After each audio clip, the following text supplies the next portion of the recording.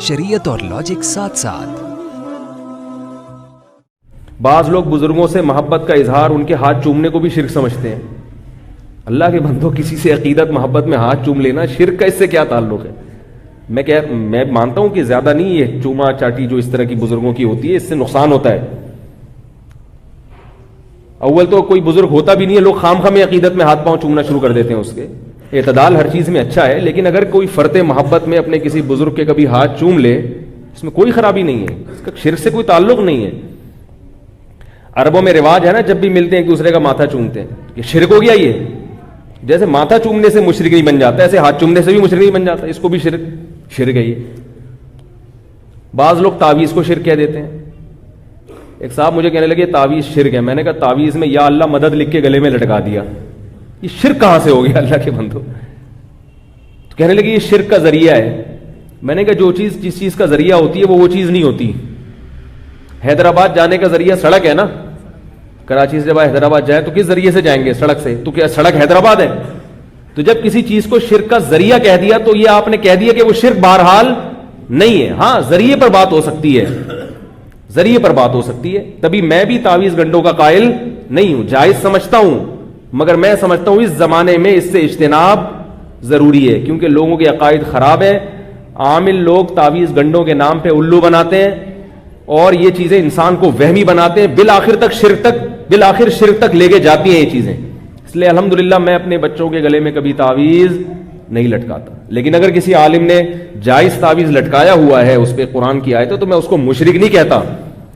अलबत्ता अल्लाह का बड़ा फजल है, हमारे बाप दादा में ये रिवाज ही नहीं था तावीज। हमारे अब्बा ने कभी नहीं रखा तावीज। बाज लोग मिजाज के तौहीदी होते हैं और बाज मिजाज के बिदती होते हैं। समझ में आ रही है बात? बाज लोगों को इन चीजों से तभी तौर पर घिन आती है। हमारी दादी अल्लाह ताला उनकी मगफिरत फरमाए, हजरत मौलाना अब्दुल रहीम रायपुरी रहमतुल्लाह अलैह से बैत थी। वो कभी ये तीजे और 40वें का खाना नहीं खाती थी, हालांकि उनको नहीं पता था कि ये बिदत है। वो तो बेचारी गांव देहात में पली, बैत हुई, वो तो सिर्फ उनसे इस्लाही ताल्लुक था, मसाइल उनको ज्यादा मालूम नहीं थे। लेकिन कहीं भी किसी मैयत के घर से खाना आता था कभी नहीं खाती थी, कह रही थी मुझे मुर्दों के खानों से वैसे ही घिन आती। बात आ रही? उनको आप कोई दलाइल से नहीं कायल कर सकते कि ये जायज है या नाजायज है। वो कहें जायज होगा तुम्हारे लिए होगा, ठीक है ना? ये मुर्दों के खाने हमारे हलक से नहीं उतरते। थोड़ी सी गैरत भी कोई चीज होती है ना, क्या ख्याल है? तो ये जो तावीज गंडे वाले लोग हैं ना, जायज होने एक अलग चीज है, मगर ये तावीज गंडे वालों में आपको तवक्कुल कभी नजर नहीं आएगा। ये हमेशा इन पर अल्लाह का कुछ ऐसा अजाब आता है कि ये हमेशा इसी फलीते पलीतों में लगे रहते हैं। अंगूठे में अलग धागा बंधा होगा, काला सा पट्टा गले में पड़ा होगा और यहां एक कुछ बांधा हुआ होगा, और फिर घोल के भी कुछ पी रहे होंगे सुबह शाम, सारी जिंदगी इसी में। अल्लाह का बड़ा फजल है, हमारे सारे काम अल्लाह दुआओं से पूरे कर देता है। हमारे बच्चे कभी बीमार हो, हम दुआ मांगते हैं अल्लाह से, अल्हम्दुलिल्लाह अल्लाह शिफा दे देता है। डॉक्टर से इलाज कराते हैं, एक महल्ले के डॉक्टर हैं, वो सारे बच्चों के पूरे रोल नंबर के हिसाब से उन्होंने याद किए, कौन सा पीस है, ये 3 नंबर वाला पीस है। अल्लाह नजर से बचाए, बस इतना। और सूरह फलक सूरह नास पढ़ लेते हैं, दम कर लेते हैं। मुझे बहुत लोगों ने कहा कि आप यूं करें, आप ऐसा करें, आप आमिलों के खिलाफ बहुत बोलते हैं, ये कुछ कर देंगे। मैंने कहा इनका बाप भी कुछ नहीं कर सकता, क्या ख्याल है? इनसे तो डरो ही नहीं। जिन चुड़ैल भूत से, जो आमिल जो जिन चुड़ैल भूत से धमकी देते हैं ना, उससे तो डरो। शेर से डर लो, गधे से भी कभी कभार डर लगता है, लात ना मार दे। कुत्ते से डर लगता है, मैं अपनी बात कर रहा हूं, कभी कभार मुझे कुत्ते से भी डर लगता है कि यार कहीं हमला ही ना कर दे। हत्ता के कभी कभार बकरे से भी डर लगता है कि टक्कर ना मार दे। और बीवी से तो सब मुसलमानों को डर लगता है। हर चीज जो दुनिया के डराती है, हम भी डरते हैं अल्हम्दुलिल्लाह। इंसान है हम, कोई लोहे और फौलाद के बने हुए नहीं। अंधेरे से भी बाज़ दफा डर लगता है। कब्रिस्तान में आप रात को अंधेरे में जाके बैठो तो कितना ही बड़ा फंटर हो, थोड़ा सा डर लगेगा। अल्लाह का बड़ा फजल है, मैं कभी आमिल से, चाहे देवबंदी हो, चाहे किसी बुजुर्ग का खलीफा हो, चाहे उसके माथे पे तहज्जुद के निशानात हो, चाहे उसको 100 बुजुर्गों से खिलाफतें मिली हुई हों, अपन नहीं मानता भाई, हम नहीं मानते। इस पे मैं बहुत दलाइल ले चुका हूं, लेकिन अगर किसी को दलील समझ में नहीं आए तो कॉन्फिडेंस भी एक दलील होती है कि एक आदमी मिंबर पे बैठ के इतनी कॉन्फिडेंस से बात कर रहा है, इसका मतलब कुछ बात में दम है। कॉन्फिडेंस भी दलील होती है बाज़ दफा। हजरत अबू बकर ने हजरत उमर रजी अल्लाह ताला अन्हु का किसी राय में इख्तलाफ हुआ था, حضرت عمر رضی اللہ تعالی عنہ نے کہا کہ قرآن کو جمع کیا جائے. حضرت ابوبکر نے کہا جو کام نبی نے نہیں کیا میں وہ کیوں کروں, جو کام نبی نے نہیں کیا میں وہ کیوں کروں. حضرت عمر نے فرمایا آپ کو کرنا پڑے گا. اتنے بغیر دلیل کے حضرت عمر کانفیڈنس سے بات کرتے رہے کرنا پڑے گا ورنہ قرآن ضائع ہو جائے گا. ابو بکر فرما رہے ہیں کہ بھائی اگر ضائع ہونے کا خطرہ تھا تو نبی نے کیوں نہیں کیا یہ کام.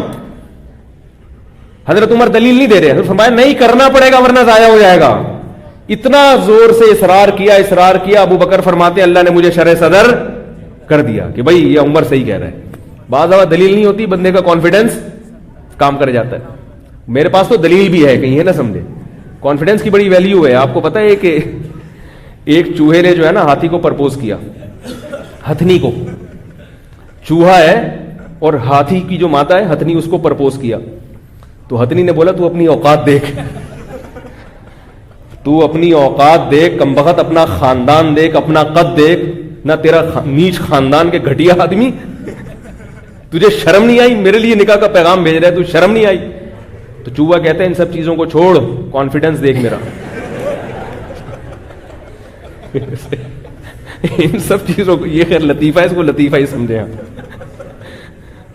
کہہ رہے ان سب چیزوں کو چھوڑ, ایک خوبی ہے میرے اندر, وہ کیا ہے؟ کانفیڈنس. تو ہم تو بھائی ایسے اللہ کا شکر ہے کوئی ایسے برے خاندان کے بھی نہیں ہیں, ہمارے پاس تو دلائل بھی ہیں. تو دلائل کے ساتھ جب کانفیڈنس بھی ہو تو بعد میں اور جان پڑ جاتی. تو اس لیے عاملوں سے قطعاً متاثر ہونے کی ضرورت نہیں ہے. اور مجھے یہ نہ بتایا کرے وہ اتنے بڑے بزرگ ہیں ان کے پاس تو حضرت مولانا فلاں دامت برکاتہم جاتے ہیں, مجھے یہ بھی کہتے ہیں حضرت آپ کے استاذ فلاں کے پاس جاتے ہیں. میں نہیں مانتا, میں اپنے استاذوں کو مانتا ہوں مگر وہ جن کے پاس علاج کے لیے جا رہے ہیں خدا کی قسم نہیں مانتا ان کو. اب آپ مجھے اس میں جذباتی سمجھیں یا بیوقوف سمجھیں یا متشدد سمجھیں, جو مرضی سمجھیں, اگر آپ کو عبرت نہیں ہوتی تو جائیں آپ پھر علاج کرائیں. زندگی اگر آپ کی تباہ نہ ہوئی اور تعویذ گنڈوں فلیتوں پلیتوں میں ساری زندگی نہ گزری تو میرا نام بدل دینا آپ.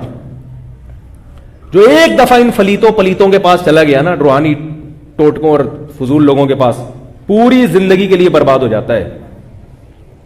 جن چڑیل بھوت کا علاج گھر میں کر لو, آیت الکرسی, سورہ فلق, سورہ ناس پھونک لگا کے, یا کسی مسجد کے امام صاحب کے پاس, بزرگ کے پاس, جو بھی ہیں جو یہ کام کرتے نہیں ہیں ان کے پاس لے جاؤ. بولو حضرت آپ نیک آدمی ہیں, آپ کی پھونک میں اللہ نے دم رکھا ہوگا, تو اس سے پھونک لگوا لو, یہ ٹھیک ہے, اتنا میں مانتا ہوں. سمجھ رہے ہو؟ تو عجیب عجیب نظر اتار رہے ہیں, وہ تسبیح کو یوں یوں ٹک ٹک ٹک کر کے نظر اتار رہا ہے. تجھے یہ کیسے پتا چلا کہ اس میں نظر لگی ہے؟ اور ہر ایک پر 99% لوگوں پہ نظر لگ رہی ہے. میں مانتا ہوں کہ نظر لگتی ہے, برحق ہے, مگر اتنی زیادہ لگ رہی ہے کہ 99% لوگ نظر کی وجہ سے کھانس رہے ہیں. بھائی سردیاں ہیں تو کھانسی تو ہوگی نا. ایک خاتون کا لائیں اپنے چھوٹے بچے کو لے کے, یہ بیمار ہے اور یہ ٹھیک نہیں ہو رہا, فلانے فلیتے فلانے پلیتے اور پتہ نہیں کیا, اور مفتی صاحب آپ دم کریں. میں نے کہا دم تو ہم کر دیتے ہیں, وہ تو سنت عمل ہے, لیکن یہ بچہ بیمار کیوں ہے؟ ان سے میں نے پوچھا یہ ماں کی فیڈ پی رہا ہے کہ نہیں پی رہا؟ انہوں نے کہا نہیں, ڈبے پہ چل رہا ہے یہ. میں نے کہا جتنے فلیتے پلیتے لگا لو یہ بچہ صحت مند نہیں ہو سکتا. اللہ نے ڈبے نہیں پیدا کیے, بچے کے پیدا ہوتے ہی کیا مارکیٹ میں ایک دم ڈبے آ جاتے ہیں؟ بھائی اگر بچے کے لیے ڈبے کا دودھ اچھا ہوتا جو ڈاکٹر لکھ کے دے رہا ہے, تو جیسے ہی بچہ پیدا ہوتا آسمان سے آپ کے گھروں میں 2-3 ڈبے اترتے اللہ کی طرف سے. جیسے ہی بچہ پیدا ہوتا ہے فوراً ماں کی چھاتیوں میں دودھ پیدا ہوتا ہے, اس لیے کہ اللہ جانتا ہے اس کی کیا چیز اس کے لیے کیا ضروری ہے. تو ماں کا دودھ ضروری تھا تو اللہ نے وہ پیدا کر دیا, ڈبہ ضروری نہیں تھا تو اللہ نے نہ ڈبہ پیدا کیا نہ ڈبے کے اندر دودھ پیدا کیا. یہ ڈاکٹروں کی تقریریں ہمارے سامنے, یہ فالتو قسم کی تقریریں. ڈاکٹروں کو میں مانتا ہوں, ہم بھی بیمار ہوتے ہیں ڈاکٹر کے پاس ہی جاتے ہیں, لیکن ایک تو ہر ڈاکٹر کی ہر فیلڈ میں ریسرچ نہیں ہوتی, دوسرا فطرت سے جو ڈاکٹر آپ کو لڑوا رہا ہے نا اس کی بات کبھی نہ مانو. ایک زمانے تھا ڈاکٹروں نے ڈبے کے دودھ کے فضائل پر زمین اور آسمان کے انبار لگا دیے تھے, بعد میں تجربے سے ثابت ہوا کہ غلط ہے یہ.